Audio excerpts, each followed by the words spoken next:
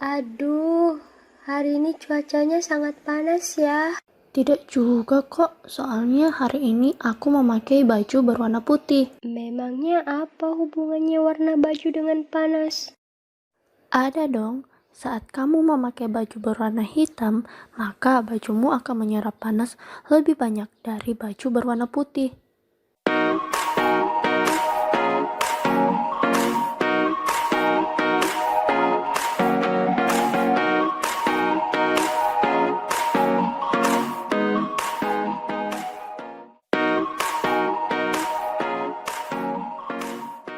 Halo sahabat cerdas, kenalkan, saya Aulia.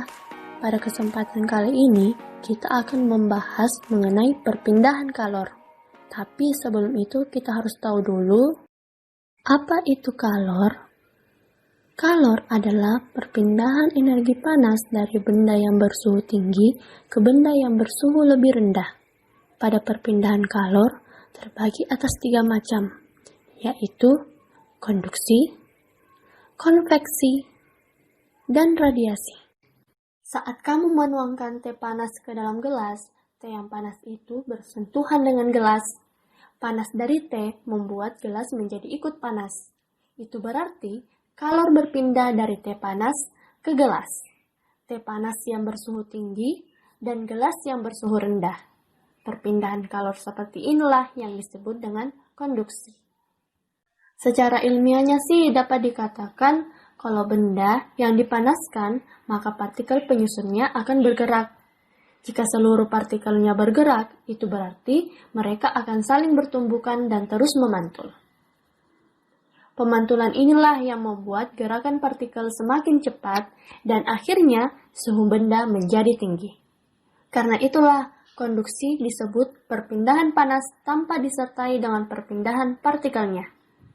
Pada perpindahan kalor secara konduksi, tidak semua benda menerima panas dengan waktu yang sama. Ada yang cepat menghantarkan panas, ada juga yang lambat. Hal itu bergantung pada jenis bahannya. Bahan penghantar panas dibedakan menjadi 2, yaitu konduktor dan isolator. Konduktor yaitu bahan yang dapat menghantarkan panas dengan baik, sedangkan isolator yaitu bahan yang dapat menghantarkan panas dengan buruk. Contoh konduktor yaitu timbal, baja, aluminium, emas, tembaga, dan perak. Contoh isolator yaitu air, bata, kayu, styrofoam, kaca, dan udara. Perpindahan kalor yang kedua yaitu secara konveksi. Saat memanaskan air, maka air bagian bawah yang lebih dulu panas. Namun, lama-kelamaan, air bagian atas juga ikut menjadi panas.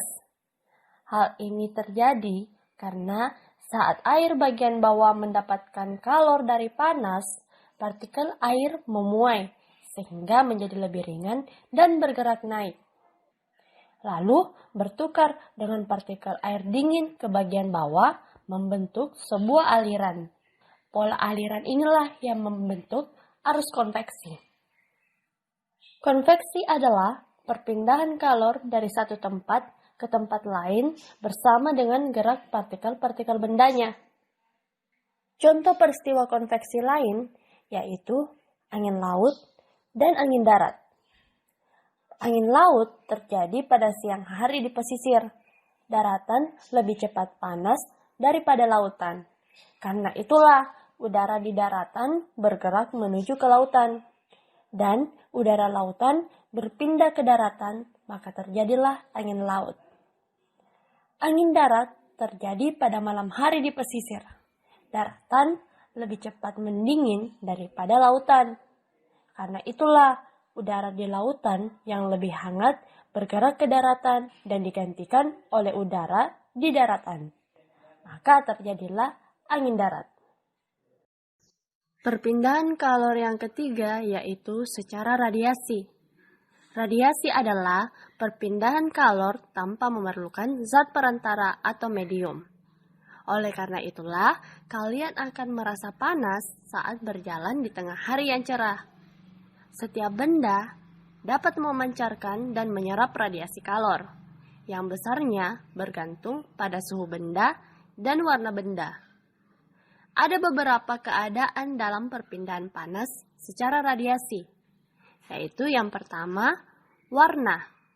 Semakin gelap benda yang terasa panas, maka semakin besar pula kalor yang diradiasikan ke lingkungannya. Semakin gelap benda yang terasa dingin, maka semakin besar pula kalor yang diterima dari lingkungannya. Saat menjemur pakaian berwarna hitam dan putih, maka pakaian berwarna hitam akan lebih cepat kering dibandingkan dengan pakaian berwarna putih. Hal ini terjadi karena warna hitam dapat menyerap kalor dengan sempurna dibandingkan dengan warna putih. Keadaan kedua yaitu suhu benda. Semakin panas benda dibandingkan dengan panas lingkungan sekitarnya, maka semakin besar pula kalor yang diradiasikan ke lingkungannya. Ingat, kalor berpindah dari suhu tinggi ke suhu rendah. Sebaliknya, semakin dingin benda dibandingkan dengan lingkungan sekitarnya, maka semakin besar pula kalor yang diserap dari lingkungannya. Itulah mengapa es akan meleleh ketika berada di luar pendingin. Keadaan ketiga yaitu luas permukaan. Semakin luas permukaan benda panas, maka semakin besar pula kalor yang diradiasikan ke lingkungannya.